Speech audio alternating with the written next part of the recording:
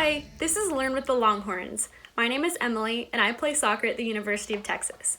Today I'm going to be reading the story Corduroy because it was my favorite bedtime story when I was growing up.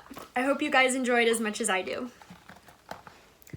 Corduroy is a bear who once lived in the toy department of a big store. Day after day, he waited with all of the other animals and dolls for somebody to come along and take him home. The store was always filled with shoppers buying all sorts of things, but no one ever seemed to want a small bear in green overalls. Then one morning, a little girl stopped and looked straight into Corduroy's bright eyes. "Oh, Mommy," she said, "look, there's the very bear I've always wanted." "Not today, dear," her mother sighed. "I've spent too much already. Besides, he doesn't look new. He's lost the button to one of his shoulder straps." Corduroy watched them sadly as they walked away. "I didn't know I'd lost a button," he said to himself. "Tonight I'll go see if I can find it."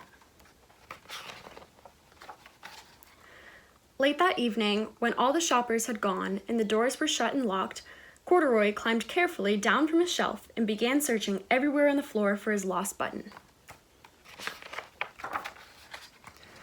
Suddenly, he felt the floor moving under him. Quite by accident, he had stepped onto an escalator, and up he went.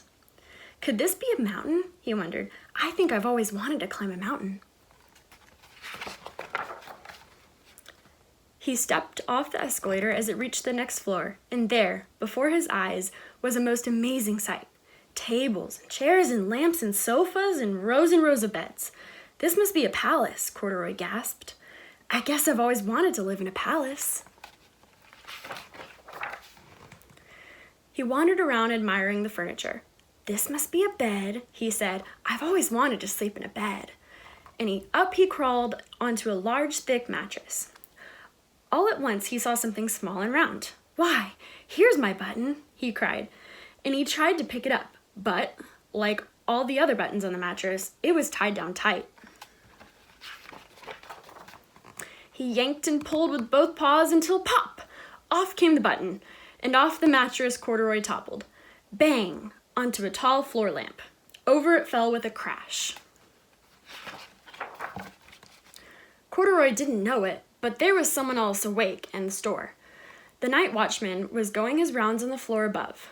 When he heard the crash, he came dashing down the escalator. "Now who in the world did that?" he exclaimed. "Somebody must be hiding around here." He flashed his light under and over sofas and beds until he came to the biggest bed of all, and there he saw two fuzzy brown ears sticking up from under the cover. "Hello," he said. "How did you get upstairs?" The watchman tucked Corduroy under his arm and carried him down the escalator and set him on the shelf in the toy department with all the other animals and dolls. Corduroy was just waking up when the first customers came into the store in the morning, and there, looking at him with a wide, warm smile, was the same little girl he'd seen only the day before. "I'm Lisa," she said, "and you're going to be my very own bear. Last night I counted what I saved in my piggy bank, and my mother said I could bring you home." "Shall I put him in a box for you?" the saleslady asked. "No, thank you," Lisa answered, and she carried Corduroy home in her arms. She ran all the way up 4 flights of stairs into her family's apartment and straight into her own room. Corduroy blinked. There was a chair and a chest of drawers, and alongside a girl-sized bed stood a little bed just the right size for him. The room was small, nothing like that enormous palace in the department store. "This must be home," he said. "I know I've always wanted a home." Lisa sat down with Corduroy on her lap and began to sew a button on his overalls. "I like you the way you are," she said, "but you'll be more comfortable with your shoulder strap fastened." "You must be a friend," said Corduroy. "I've always wanted a friend." "Me too," said Lisa, and gave him a big hug. And that's the story of Corduroy. Thank you so much for reading along with me, and I hope you enjoyed it. Hook 'em!